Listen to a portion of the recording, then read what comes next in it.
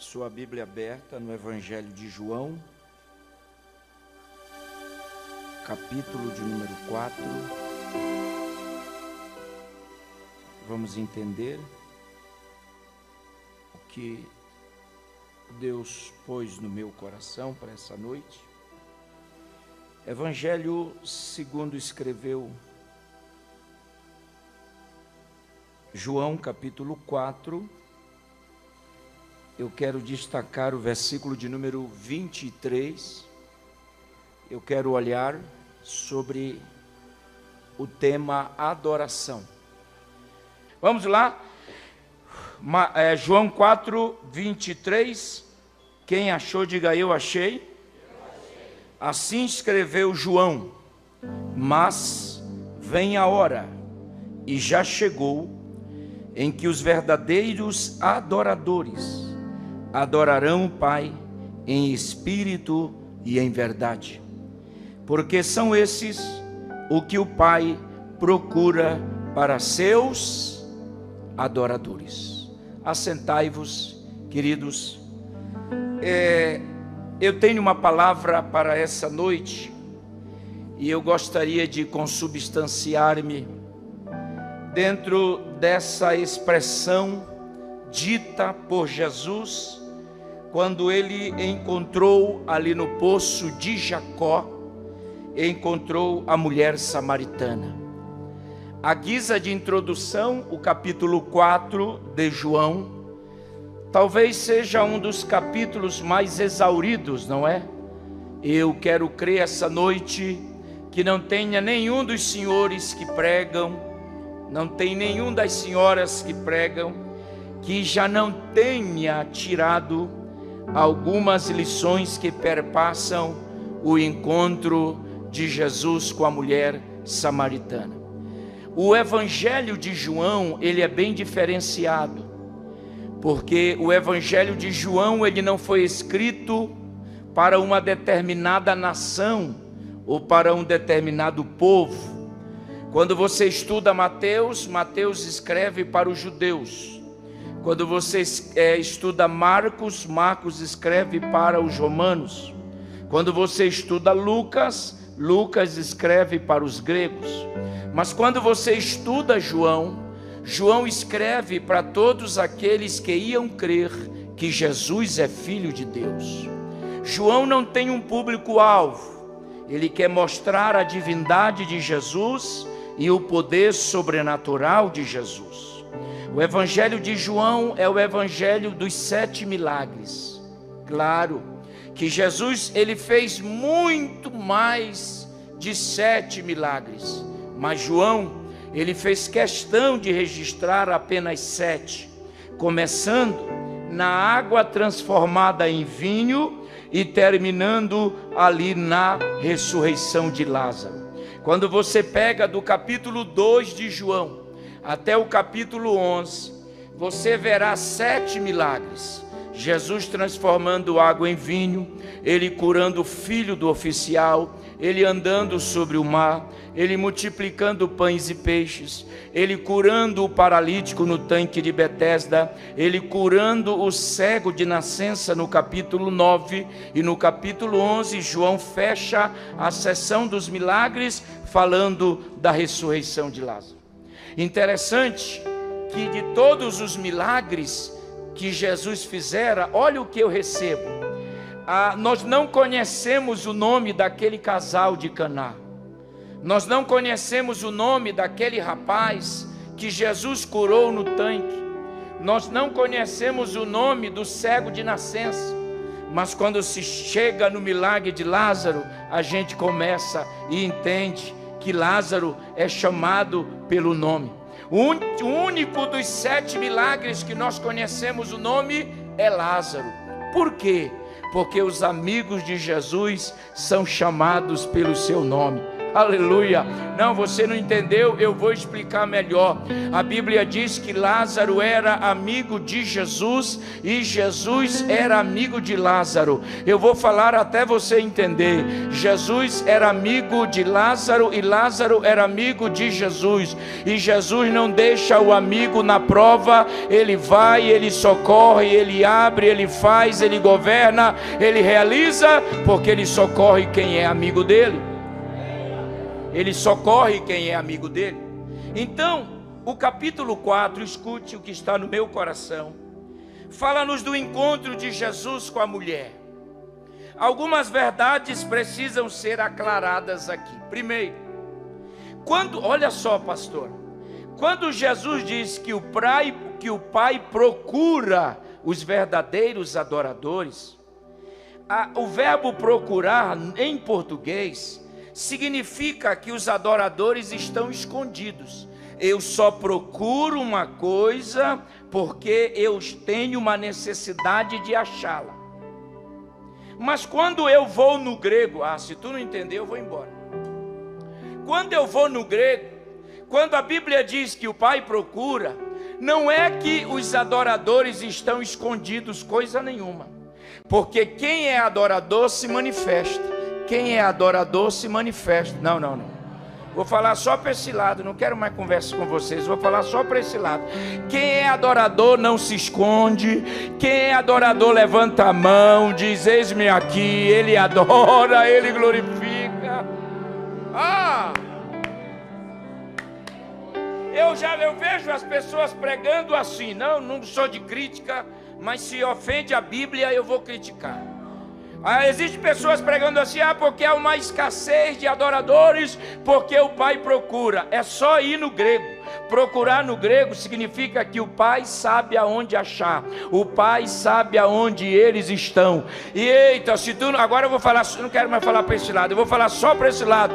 O adorador, o Pai sabe aonde encontrar, e só quem é adorador, Deus está encontrando aqui essa noite. Porque adorador não se esconde. Outro dia a gente vai trabalhar mais nisso. A segunda verdade, escute bem, é a tradução da palavra adoração. A palavra adoração no grego é proskunel. Vocês querem repetir? Repitam. É assim, é? É assim que vocês vão me tratar? Diga proskunel. Tudo junto. Proskunel. É a palavra, até grego essa igreja está sabendo, né? Então vejam bem, a palavra adoração no grego é proskunel. E para nós, eu estou sentindo uma graça, tem um negócio bom aqui nessa igreja, desde ontem eu sinto uma graça. A palavra proskunel precisa ser dividido, pros e kunel. Pros significa render-se, dobrar-se, reconhecer, curvar o joelho.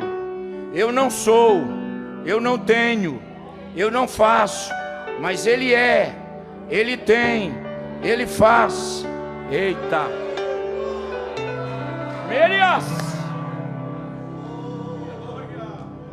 Proskunel, pros significa prostrar-se.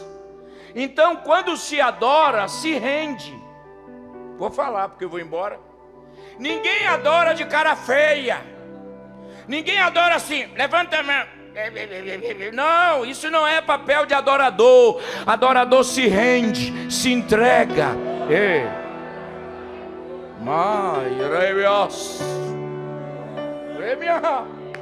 Proskunel significa render-se, rasgar a alma, rasgar o coração. Então, quando se adora prostrado, no sentido da alma, do espírito. Fisicamente não, mas a alma está prostrada, o coração está prostrado. Quando se adora, se rende, dizendo: eu não sou, mas tu és. Eu não faço, mas tu fazes. Eu não tenho, eu estou sentindo uma graça. Eu não abro, mas tu abres. Eu não posso, mas tu podes. Há um poder na vida de quem adora.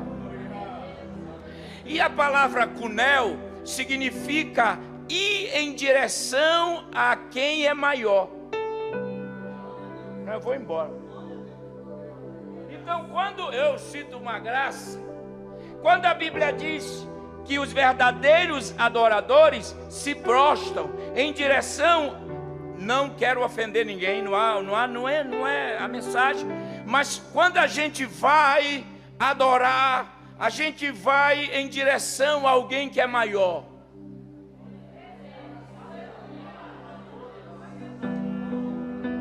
Eita, que não tem ninguém igual a ele.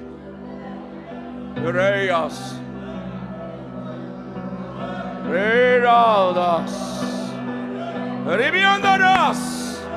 só os adoradores, levante essa mão, irmão. Dá o teu melhor e glória a Deus esta noite aqui, faça barulho. Você está adorando quem é maior do que o diabo, quem é maior do que o inferno, quem é maior do que a tua luta, quem é maior do que a tua enfermidade. Ele é maior, não tem ninguém igual a ele. Se adora, se adora. Uau! A terceira verdade que eu quero destacar nesse texto, escute, é que a dimensão, pastor Jeremias, quando se adora, existem biblicamente 3 dimensões. Uau! Tem a dimensão intelectual, tem a dimensão física e tem a dimensão espiritual. Então, o que está acontecendo hoje aqui é que, por bondade do sangue de Jesus no Calvário, porque não há mérito em nós não, viu, irmão? Vai tirando o cavalinho da chuva, achando que tu é bonzinho demais por tua bondade. Não, é por mérito dele, graça dele, misericórdia dele, é tudo ele. Porque se nós não frisarmos isso, existem pessoas, não, é porque eu sou bom. Não existe. Pelos méritos do Calvário, quando se adora, o crente entra em 3 dimensões. Escute. A primeira dimensão eu vou só passar e trabalhar na última de forma lacônica, tá? A primeira dimensão é intelectual. Eu preciso entender o que eu vim fazer hoje aqui. Vou falar, posso? Eu já vou embora mesmo, então eu vou deixar tudo aqui. Esse negócio de movimento que eu não sei o que está acontecendo, isso não é adoração. Isso é loucura. Isso é meninice. A adoração envolve a minha mente. Eu posso pular, mas de forma racional. Eu posso gritar, mas de forma racional. Eu não perco meu intelecto quando eu adoro. Aleluia! Tem gente que joga a cadeira nos outros, isso não é adoração. Manda aprender. Não, isso não é adoração. Sai cuspindo em nós, isso não é adoração não, irmão. Quando eu adoro, eu posso entrar numa dimensão, mas a minha mente sabe, estou fazendo isso porque Ele merece toda a glória, toda a honra. Paulo, escrevendo à igreja em Roma, ele disse, aos crentes em Roma, melhor dizendo, ele disse, olha, vamos fazer um culto racional de intelecto. Mas outro dia a gente aborda isso. A segunda dimensão é a física. O mesmo Paulo, no mesmo capítulo 12, ele diz, olha, vocês entreguem o vosso corpo. A palavra corpo é soma no grego, e soma fala de algo completo. Não é uma crítica, mas é apenas uma observação. Tem gente que não gosta de levantar a mão na igreja para adorar. Mas é melhor levantar a mão aqui do que lá fora, é um assalto.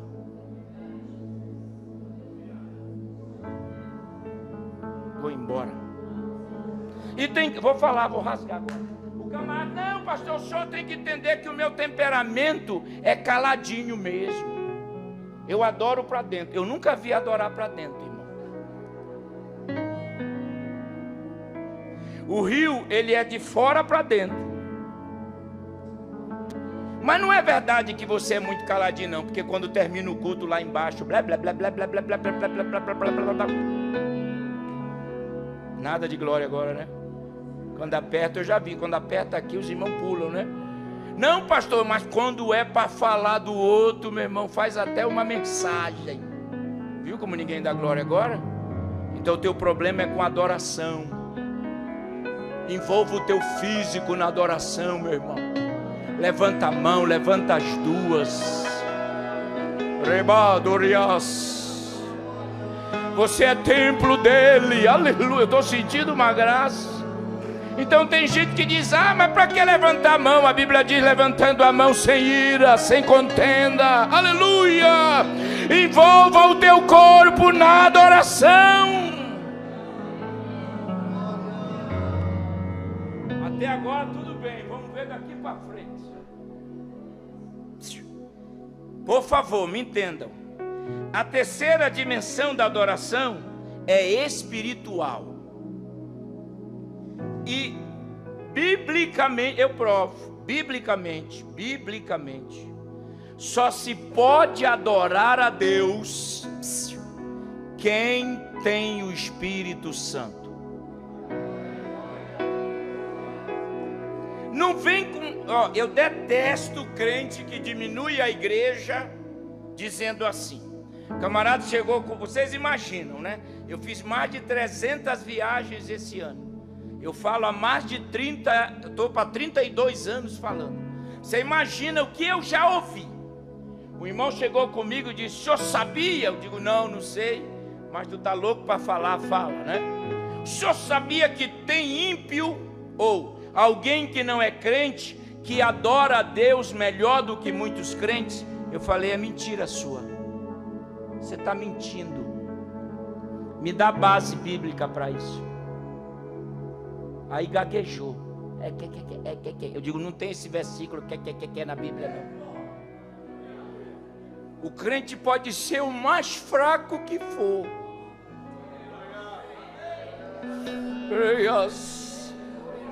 Cheio de problema, de dor, de enfermidade, mas se ele tem o Espírito Santo, ele está apto para adorar a Deus. Agora escute-me, eu não estou dizendo ser batizado com o Espírito Santo e fogo. Eu estou dizendo receber o Espírito Santo. E aonde o crente recebe o Espírito Santo? Na hora que ele aceita Jesus. O Espírito Santo vem morar nele. Eu vou embora, hein? Eita! Meu Deus, que graça! Paulo diz, vós sois o templo. A palavra templo no grego é naos. E naos fala, escute-me, de um templo antes de ser habitado. Ele é limpo, lavado, passa uma tinta nele, pega a vassoura e começa a varrer, tirando toda a sujeira.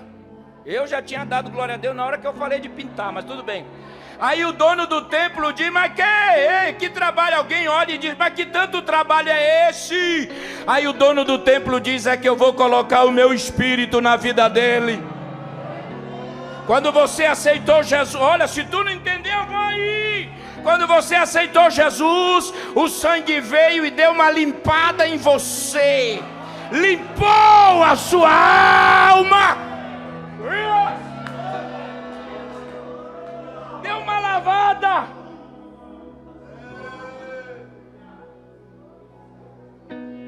É por isso que esse mesmo Espírito diz assim, porque Paulo escrevendo, ele diz, nós não sabemos orar como convém, mas o Espírito Santo traduz.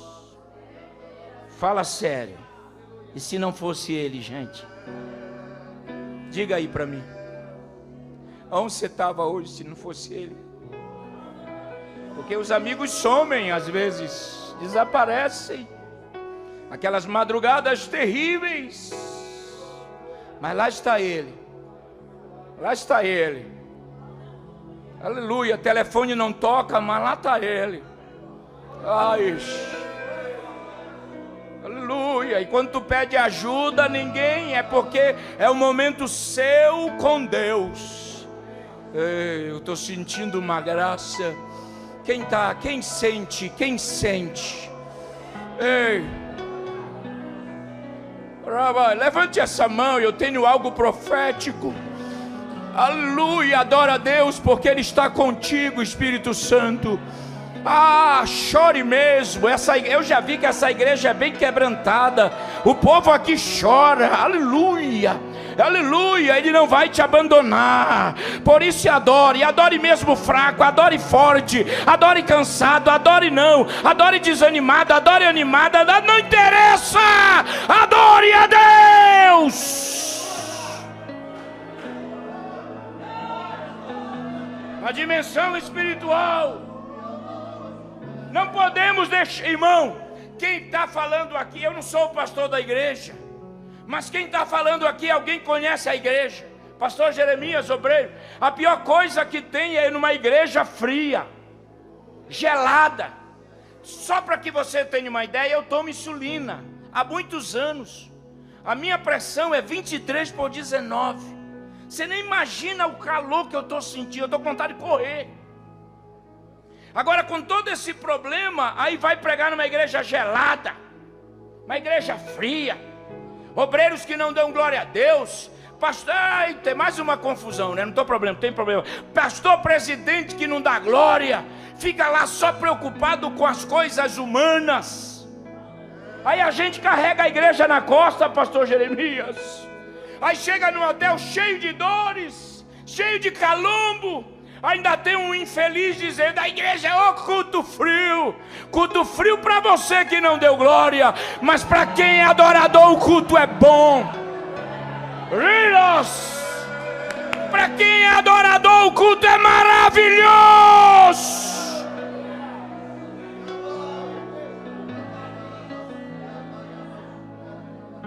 Mas tem algo muito sério essa noite.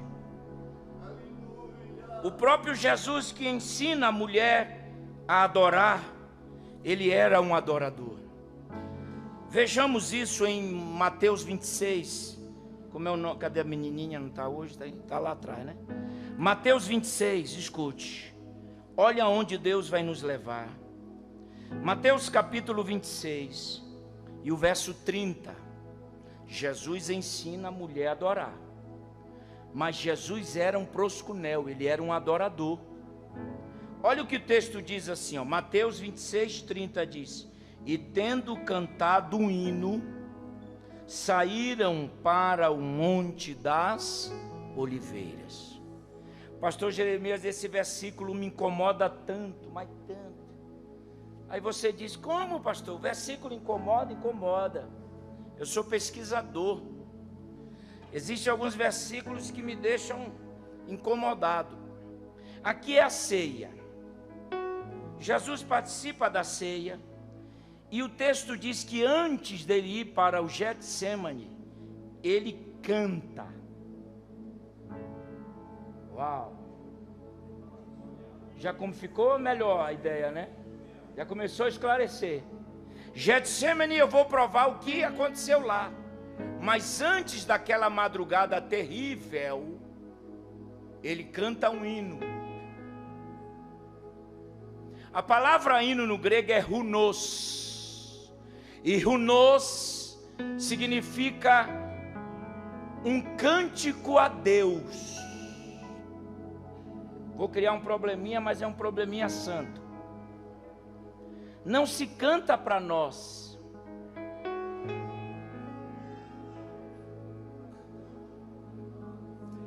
Se canta para Deus.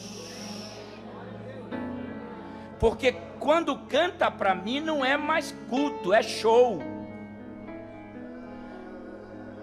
Vou falar, não estou nem aí.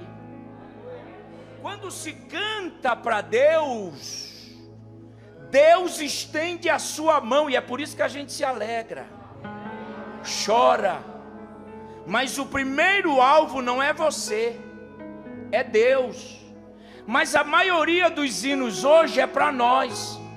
E pasme os senhores, são hinos ameaçadores. Deus vai quebrar a tua perna. Tem que mandar prender esse compositor. Isso não é louvor não, é ameaça. Essa história de que Deus vai abater um para te abençoar, tire isso da tua cabeça. É tudo mentira. Como é que Deus justo é esse que vai me matar? Vai acabar comigo para te abençoar? Ele está fazendo panelinha agora? A Bíblia não diz assim. Eita, ninguém vai dar glória agora. Esse negócio, olha, porque Deus vai... É igual aquele... Posso falar mesmo, né, pastor? É igual aquele irmão que chega assim, foi falar mal de mim e bateu o carro. A gente não está com essa moral toda com Jesus não, irmão. Bateu porque tinha que bater. Quem está criando esse Deus? Que filosofia é essa, pastora Sônia? Que se alguém fala, alguém fala da senhora, alguém fala do pastor, ou vice-versa, o camarada, aí a gente diz, perdeu o emprego, foi mexer comigo. Ei, menos. Deus não é assim. Deus abençoa a todos. Eita, ninguém entendeu, né? O hino é para Deus.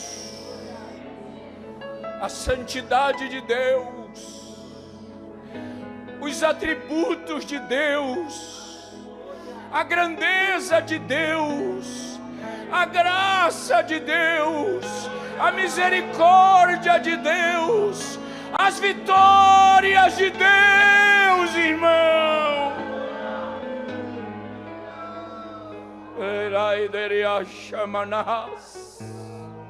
Está na hora de cantar pela misericórdia, pelo atributo. Agora, hoje à tarde eu fiquei pensando, porque eu prego no espelho. Eu prego para o espelho. Aliás, eu prego para o volante do meu carro. Como? A pregação precisa ser treinada, irmão. Homilética é uma arte. Quando a Laida estava comigo, às vezes ela viaja, mas ela não entende nada, então ela está do mesmo jeito, né? Então eu prego para o volante. Eu digo, eu sempre penso, se tiver um lugar no céu para volante do carro, o meu volante vai ser salvo.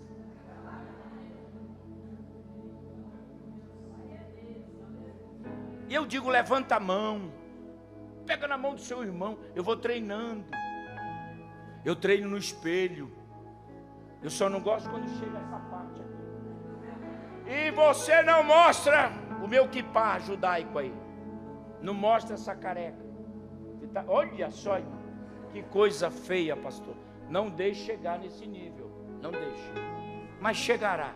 Então, hoje à tarde eu pregando para o espelho, eu pensei, qual foi o hino que Jesus cantou essa noite? Ele cantando para o Pai. Jesus, que estava com ele lá e humanizou-se, cantando para o Pai. Eu comecei a pensar no coração de Deus, ouvindo o seu filho cantar, antes da pior noite da história da sua vida. Mas Jesus adorou antes.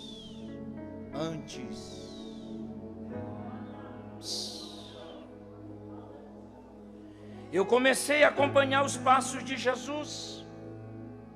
Tendo cantado o hino a Deus, o verbo, saíram para o monte. E eu comecei a seguir Jesus, claro, pela Bíblia, é o único roteiro que eu tenho. E cheguei em Lucas 22, escute. E o versículo 43. Lucas 22, 43 diz, então do céu apareceu um anjo e o confortava. Ótimo. O 44. Aí, ó. Vamos traduzir isso. E, olha a vírgula, ela surgiu no século XI, a vírgula, graças aos gregos. E estando em agonia, orava mais.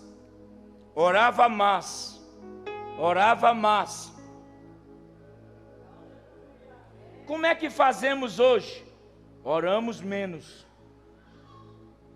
é só uma lutinha, nem ora mais. Estou mentindo, irmão? Se eu tiver, eu sento. É só um probleminha. Jesus, quanto mais agonia, mais orava, mais orava, mais orava, mais orava. 3 verbos no grego me chamam a atenção: agonia, orava e intensamente. Agonia no grego é agonidizo. E agonia significa, escute, desgaste, luta. Olha o que eu entendi hoje à tarde. Claro, já venho numa pesquisa há muito tempo. Orar é um desgaste. Quando você levanta da oração com dores no corpo, parece que carregou sacos e sacos de cimento, é sinal que Deus ouviu, porque houve uma guerra. Uau! Mas quando você levanta sorridente, não aconteceu nada, a oração nem saiu do teto. Agonia significa desgaste, luta, peleja. Isso é oração. E as irmãs sabem disso. A palavra oração no grego é proseus. E proseus significa fazer uma oração com voto. Eu acho que alguém leu isso aqui confirmando a mensagem. Lembram da história de Ana? Enquanto Ana não fez voto, Deus não abriu a sua madre.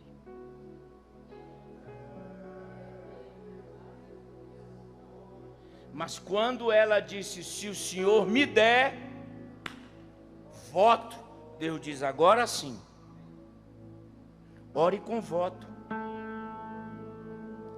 Ana foi tão humilhada por a irmãzinha Penina, mas eu gosto de Ana, porque ela nunca falou para Deus o que Peninha fazia para ela. Ana não perdia tempo dizendo, ó Deus, a Peninha vive me perseguindo. Ó Deus, a Peninha fica no meu pé. Ela esquece, na hora da oração, ela tirava a Penina da sua frente. O Senhor está nos ensinando essa noite, tire Penina da tua frente, irmão. Não perca tempo orando por alguém que te humilha, te mata, te apequena. Ore a um Deus grande com voto e Ele vai.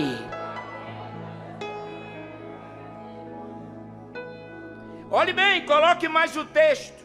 O terceiro verbo é, estando em agonia, agonides o processo, mas intensamente. Olhe para cá. A palavra intensamente no grego é ektenes. E ektenes significa esticar. Pegar, liga, conhece liga? Aquilo que amarra dinheiro, como é o nome aqui? Que amarra dinheiro no banco? Como é que é? A borracha. Pega a borracha e começa a esticar as duas pontas. Olha Deus falando conosco. Intensamente é esticar. Esticar.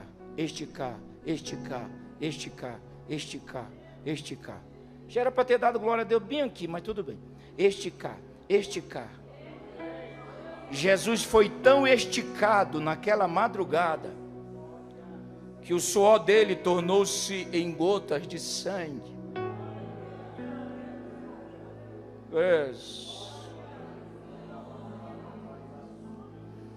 Para acontecer essa mudança do seu suor, é que algo aconteceu e foi esticando. Mas o que mais me impressiona é que antes de tudo ele leva os 11, porque Judas já estava fora do grupo. Chega no Getsemane, pastor Jeremias, ele pega 3. Então Jesus tem amigos entre os amigos. Ele leva os 3, só que os 3 não oram com ele. Então, humanamente, Jesus está só, sendo esticado.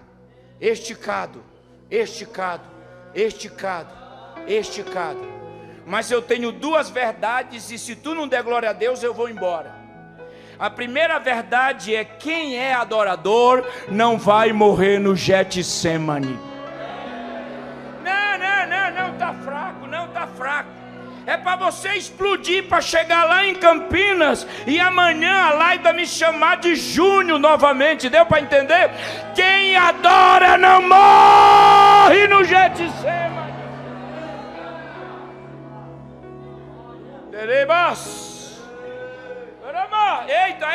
Eita!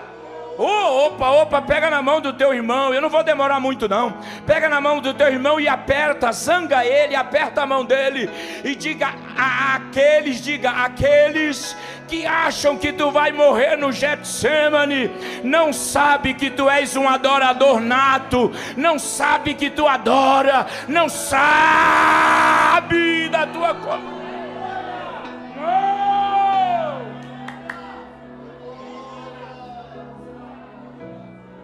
Tem que adorar antes. Eita, pastor, eu estou sentindo graça. Meu Deus, eu sinto algo bom aqui. Eita, não sei por que você ainda não deu glória. Outra verdade. Eita, coloca o versículo.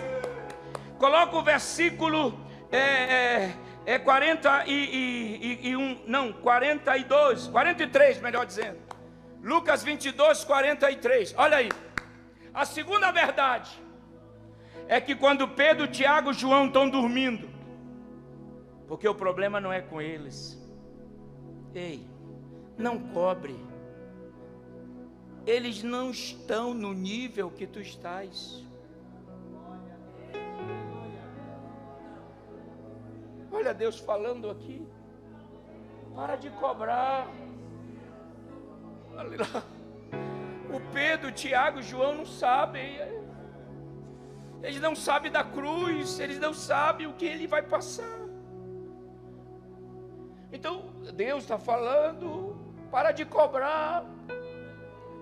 E tem mais: se não te convidaram, não vá. Não se apequene para caber no mundo dos outros. Se valorize. Humanamente Jesus queria lá, mas eles estão dormindo, porque tem coisas que Deus quer tratar somente contigo e comigo. Eita, se eu tivesse aí, eu estava em pé já dando glória.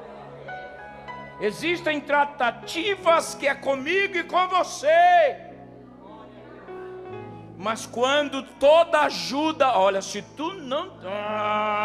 quando toda ajuda humana desaparecer, a Bíblia diz que Deus enviou um anjo do céu.